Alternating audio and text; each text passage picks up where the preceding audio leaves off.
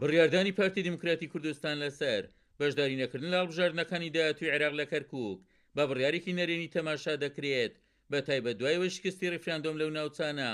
ئاکامی زیان بەخشی بە دانیشتوانی ئەو ناوچانە گەیاندووە. پێم وایە هەڵەیەکی زۆر گەورەیە ئەگەر هەر هێزێکی کوردی هەر لایەنێکی سیاسی کوردی کە بڕیاری ئەوە بدا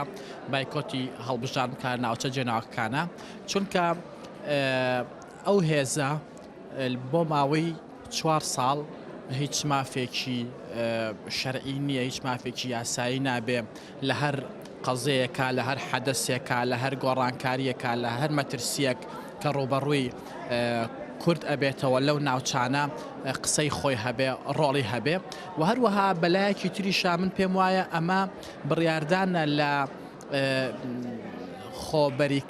خۆبێبەریکردن لە ئەو خاک و ئەو خەڵکانی کە ناوچە جەناوکەکانان و لە پاش ڕووداوەکانی شانزەی مانگی دەی ساڵی ڕابردووەوە کە جۆرێک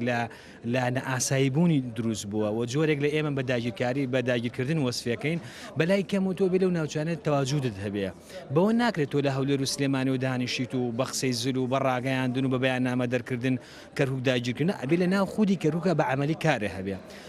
ڕەهەندی دووەمیانەوەیە کە تۆ کاتی بایکۆتەکەی لەو ناوچانە دوو سەلبیاتی گرنگە. سەلبیاتێکیان ئەوەیە کە تۆ بە خۆت ئەیسەلمێنی کەم تەرخەم بوویتە، خۆت ئەیسەلمێنی کە وەکو پێویست لەگەڵ خەڵکی ئەو ناوچانەیە نەبوویتە چونکە جیانەیەڵی. ڕەهەندی دووەمیشیان ئەوەیە بە جۆرێک لە جۆرەکان کە تۆ جارت ناوێری بشتۆ بەرامبەر دەنگدەری ئەو ناوچانە. بایکۆتکردنی هەڵبژاردنەکانی داهاتوو لە ناوچە جێناوەکانە بە هیچ شێوەیە بە چارەسەری نابینم، چونکە وەزعەکە خراپتری لێ دێن نەک باشتر.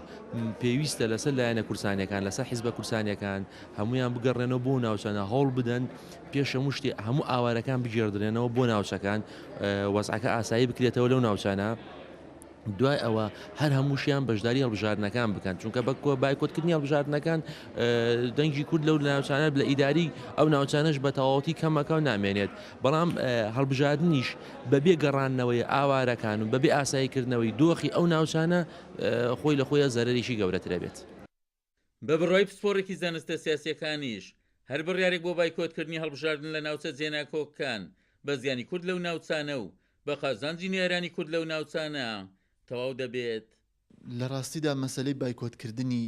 هەڵبژاردن شتێک بە ئێمە دەڵێت. ئەو ساتێک کە تۆ هەنگاوێک بیتە دواوە لە هەڵبژاردن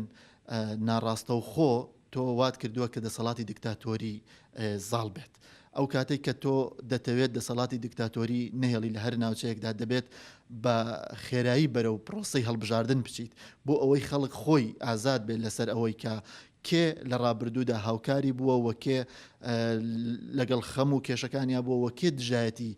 خەڵکی کردووە و دەستی بردووە بۆ قوتسیەتی خەڵک لە پرۆسەی سیاسیدا. لەبەر ئەوە بایکۆتکردن لە هەچ سات و لە هەر قۆناغێکدا بێت و لە هەر جێگەیەکدا بێت دەبێتە هۆی پەخستنی دیموکراتی و پێچەوانەکەشی دەبێتە هۆی زاڵکردنی دەسەڵاتی دیکتاتۆری لە ناوچەکەدا. سەرباری مشتومڕی لایەنەکانی ناو پەرلەمانی عێراق لە سەرنجامدانی یادوەخستنی هەڵبژاردنەکان لە عێراق چاودێرانی سیاسی بە پێویستی دەزانن ئەگەر بڕیاری هەڵبژاردن درا پێویستە کورد بۆ شایداریەکان لە کەرکووک پڕ بکاتەوە کە ئەوەش بەوە دەبێت بەشداری کارە لەو هەڵبژاردنانەدا بکات.